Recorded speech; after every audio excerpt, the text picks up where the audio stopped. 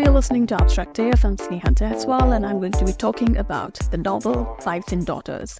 This classic by Elizabeth Gaskell seemed like such a bore in the first few pages that I read only 2-3 pages at a time for the first few days. But after persevering through the first few chapters, Wives and Daughters turned into quite an entertaining look into the lives and thoughts of the English gentry and the middle class of the time. Set in 1830s England, Wives and Daughters begins by introducing the primary protagonist, Molly Gibson, the 12-year-old daughter of a widowed country doctor who lives in Hollingford, a fictional town. The first chapter revolves around Molly attending a social event at the Towers, the residence of the affluent Cumnor family. At first, Molly is very excited to be going there, but this excitement takes a turn when she falls asleep in the Cumnor garden, only to awaken and realize that she has been left behind by the women who were supposed to escort her back home. Molly is faced with the possibility of spending the night at the weird place, but her father thankfully arrives late in the evening to take her back, establishing the strong bond between the father and daughter. Next, we encounter Molly as a sweet 16-year-old who's abruptly sent to spend time with the Hamleys after Mr. Gibson intercepts a love letter from one of his medical apprentices intended for the young Molly, so the doctor sends her away as a way of halting the budding romance. Unaware of her admirer, young Molly begins to warm up to the Hamleys, a family with 2 young sons, both studying at Cambridge. Soon, Molly forges a close friendship with the gentle Roger Hamley, the younger of the scholarly brothers. The main conflict in this novel stems from Molly's father marrying Mrs. Claire Kirkpatrick, a widow who worked as a governess for wealthy families to make ends meet. Molly is upset that her father chooses to marry again, even though Mr. Gibson does so purely for the sake of his daughter, hoping that his new wife will be able to protect and guide Molly, since he's a busy doctor who's rarely at home. While Mrs. Kirkpatrick is a charming middle-aged woman, she's also very calculating, shrewd, and manipulative, so her entry into the Gibson family marks a lot of changes for Molly, restraining her freedom of movement and thought.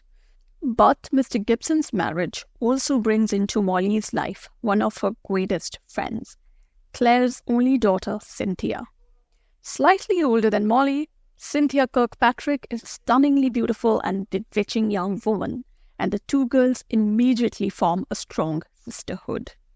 However, unwittingly, Molly also gets tangled in a love triangle with Roger Hamley falling head over heels in love with the gorgeous Cynthia, making Molly realize she has more than platonic affection for Roger.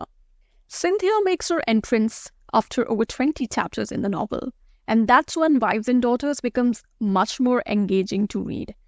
She's such a frivolous character that she offers a great contrast against both her mother and Molly. Despite Cynthia's seeming fickleness in her affections for the men in her life, she remains steadfast in her fondness for Molly as a sister, treating the younger girl as a confidant. What I really liked about Cynthia's character is a surprising vocalization of her lack of love for her mother. She feels abandoned by her mother, who sent her away to a boarding school in France and never provided her the kind of attention a mother typically showers upon a child. And Cynthia's assessment of her mother is not unjust, as a mother is indeed quite self-centered. For instance, Mrs. Clare ensures that Cynthia doesn't attend her second wedding to Mr. Gibson, fearing Cynthia's presence would steal Claire's thunder at the event. Elizabeth Gaskell amusingly weaves the distinct personalities of these 3 women, and she does the same with the Hamley brothers too.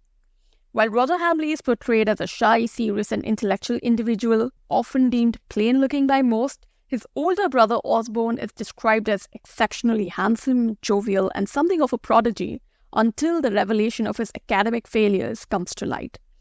Despite Osborne's initial facade of success, his struggles with his studies add depth to his character, contrasting sharply with Roger's quieter demeanor and dedication to scholarship and work.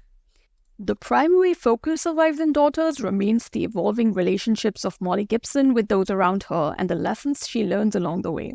However, it also dwells into class divides and illustrates the damaging effects of gossip and hearsay on young ladies in English society.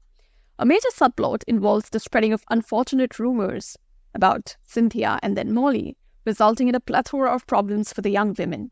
And while often it feels like the author subtly puts down womankind, there are also plenty of times when the women in this novel lift each other up.